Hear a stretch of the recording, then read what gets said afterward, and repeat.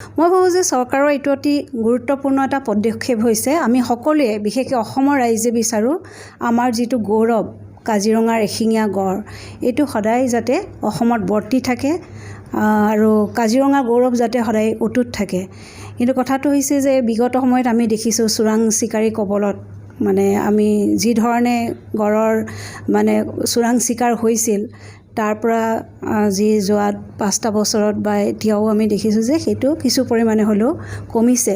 কিন্তু গড়ৰ ওপৰত থকা যিটো মানে ভাবুকি তাৰ জীৱনলৈ যিটো সংশয় সেইটো সম্পূৰ্ণৰূপে এতিয়াও আঁতৰি যোৱা নাই। আৰু ইয়াৰ মূল কাৰণটো হৈছে গড়ৰ খৰ্গটো।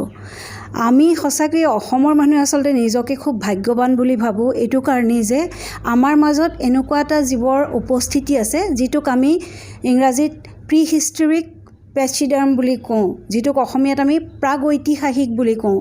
গতিকে আৰু সেইটো চাবলৈ গোটেই বিশ্বৰ পৰা আমাৰ ইয়ালৈ মানুহ আহে। গতিকে সেই জীৱটো আমি কিদৰে ৰাখিছোঁ, কিদৰে তাৰ সংৰক্ষণ কৰিছোঁ সেইটো আমাৰ কাৰণে আটাইতকৈ ডাঙৰ কথা। আৰু গড়ৰ সংৰক্ষণত আটাইতকৈ ডাঙৰ কথা হৈছে যে গড় প্ৰাণীটো আমাৰ কাৰণে মূল্যৱান because it is a pre historic animal. কিন্তু গড়ৰ যে এই শিংটো বা আমি যিটো খৰ্গ বুলি কওঁ খৰ্গটো আচলতে মূল্যৱান নহয়।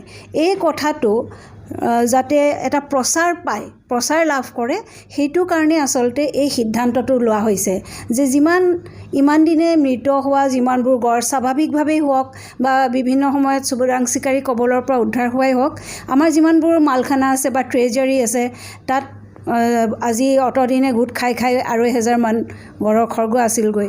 সেইখিনিৰ এটা অংশ ৰাখি পেলাই যাতে ভৱিষ্যতে আমি কিবাকিবি আমাৰ উত্তৰ প্ৰজন্মক দেখাব পাৰোঁ এনেকৈ বুলি ৰাখি বা কোনোবা আমি সংগ্ৰহালয়ত সংগ্ৰহ কৰিব পাৰোঁ সেইটোৰ কাৰণে যিখিনি খুব ভাল অক্ষত অৱস্থাত থকা বা মানে এটা মানে দেখি পেলাই মানুহে তাত কৌতূহল জন্মাব পৰা তেনেকুৱা ধৰণৰ আমি একাংশ নিৰ্বাচিত কৰি পেলাই সেই খৰগখিনিৰ মাজৰ পৰা বাকীখিনি দাহ কৰাৰ সিদ্ধান্ত লোৱা হৈছে। আৰু এই সিদ্ধান্তটো এতিয়াৰ সিদ্ধান্ত নহয়, এইটো আপোনালোকে যদি মন কৰে 2010 চনতে আচলতে ইয়াৰ এটা সিদ্ধান্ত হৈছিল বিভিন্ন মালখানাত থকা গড়ৰ খৰ্গসমূহ জ্বলাই দিয়া হ'ব। আৰু সেইটো এইটো কাৰণেই হৈছিল তেতিয়াৰ কংগ্ৰেছ নেতৃত্বাধীন চৰকাৰখনে এটা ঘোষণা কৰিছিল। সেই ঘোষণাটো বোধহয় 2009 চন মানতেই কৰিছিল। তেওঁলোকে কৈছিল যে আমাৰ অসমত বিভিন্ন মালখানাত থকা গড়ৰ খৰ্গসমূহ তেওঁলোকে পৃথিৱীৰ বিভিন্ন সংগ্ৰহালয়লৈ পঠাব আৰু তাৰোপৰি তেওঁলোকে কি কৰিব যে আমাৰ যিবিলাক ভিজিটিং ষ্টেট গেষ্ট আহে মানে বাহিৰৰ পৰা অহা ডিগনিটৰিজ তেওঁলোকক মেমেণ্টো এটা স্মাৰক হিচাপে উপহাৰ দিব।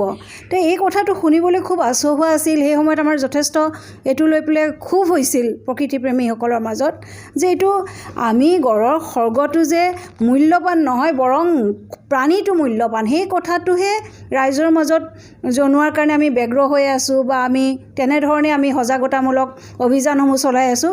তাৰ মাজত যদি এনেকুৱা এটা আমি কাম কৰিবলৈ যাওঁ ই গড়তকৈও গড়ৰ খৰ্গটোক বেছি অধিক মূল্যৱান ৰূপে প্ৰতিষ্ঠিত কৰিব। তেতিয়া আমি সেই সময়ত অনমোল কুমাৰ বুলি যিজন DIG আছিল আমাৰ কেন্দ্ৰীয় বন পৰিৱেশ মন্ত্ৰালয়ত তেওঁলোকলৈ চিঠি লিখিছিলোঁ।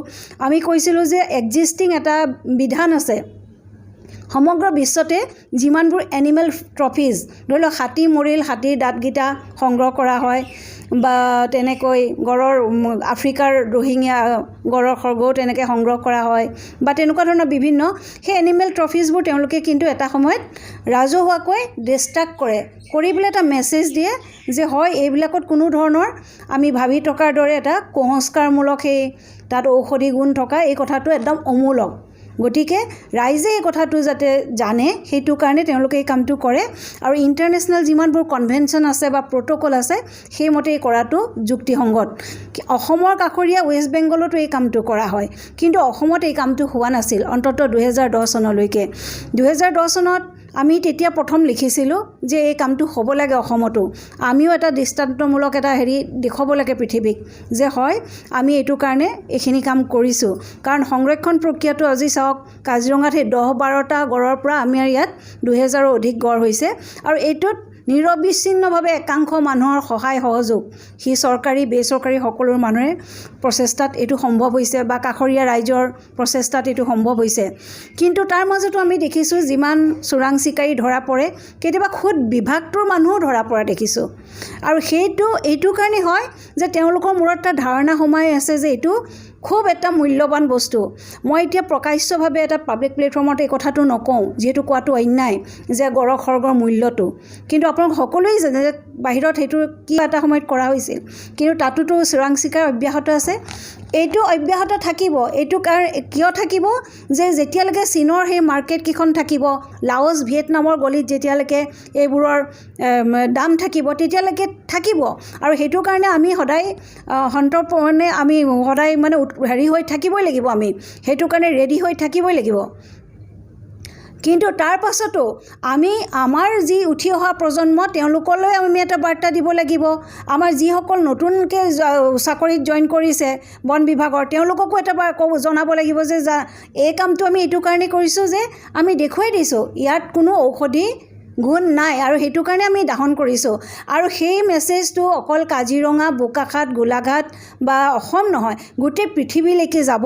আৰু মই ভাবোঁ যে ই লগে লগে এটা প্ৰেছাৰ সৃষ্টি কৰিব আমাৰ সেই ক্লেণ্ডেষ্টাইন মাৰ্কেটটোৰ ওপৰত, সাউথ এছিয়াৰ কাণ্ট্ৰিৰ সেই মাৰ্কেটটোৰ ওপৰত, যে তোমালোকে তেওঁলোকৰ পৰা যিসকলে কিনিছিল সেই ক্ৰেতাসকলে ক'ব এওঁলোকেতো জ্বলাই দিলে, তাৰমানে সঁচাকৈতো এইখিনি বস্তুৰ মূল্য নাই, গতিকে তোমালোকৰ বস্তু আমি কিয় কিনিম।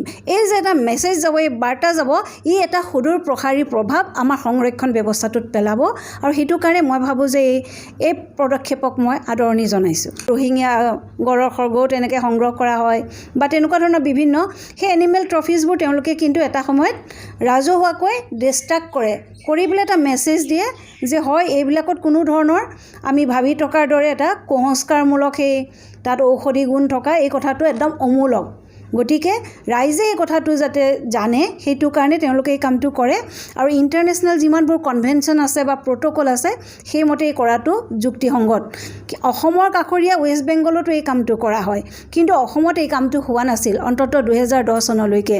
2010 চনত আমি তেতিয়া প্ৰথম লিখিছিলোঁ যে এই কামটো হ'ব লাগে অসমতো, আমিও এটা দৃষ্টান্তমূলক এটা দেখুৱাব লাগে পৃথিৱীক যে হয় আমি এইটো কাৰণে এইখিনি কাম কৰিছোঁ।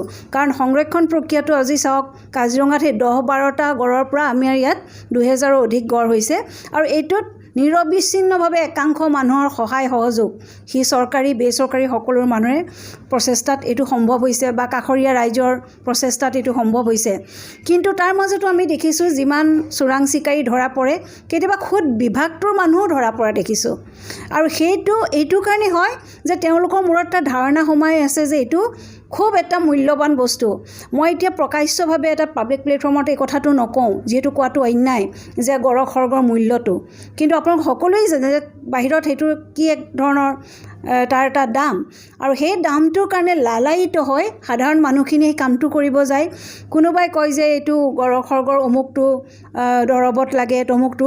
আৰু এই গোটেই ভ্ৰান্ত ধাৰণাখিনি আহিছে আমাৰ চাউথ এছিয়ান কেইখনমান কাণ্ট্ৰিৰ পৰা, চীনেই হওক, লাওছেই হওক, ভিয়েটনামেই হওক। আৰু সেই ক্লেণ্ডেষ্টাইন মাৰ্কেটটো তাত চলি থকাৰ কাৰণে আমি ইমানখিনি সংৰক্ষণৰ পাছতো কাজিৰঙাৰ গড়ৰ ওপৰত থকা ভাবুকিটো এতিয়াও আঁতৰ কৰিব পৰা নাই।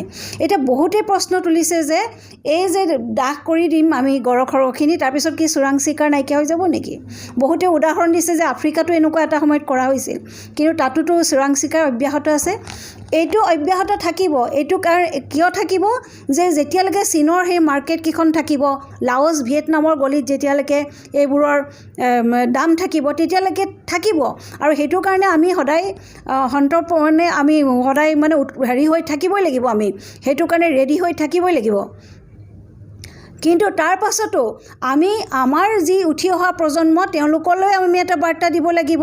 আমাৰ যিসকল নতুনকৈ চাকৰিত জইন কৰিছে বন বিভাগৰ তেওঁলোককো এটা জনাব লাগিব যে এই কামটো আমি এইটো কাৰণে কৰিছোঁ যে আমি দেখুৱাই দিছোঁ ইয়াত কোনো ঔষধি গুণ নাই আৰু সেইটো কাৰণে আমি দাহন কৰিছোঁ। আৰু সেই মেছেজটো অকল কাজিৰঙা গড়ৰ খড়গ বা গড় চিকাৰটো হ্ৰাস পাব বুলি আপোনালোকে হ্ৰাস পাব, একেকোবেই যে ই নাইকিয়া হৈ যাব সেইটো নহয়, কিন্তু মানুহৰ মাজত ই এটা প্ৰভাৱ বিস্তাৰ কৰিব। আৰু সেইখিনি আমাৰ কাৰণে খুব প্ৰয়োজনীয় সময়ত গড় সংৰক্ষণৰ কাৰণে।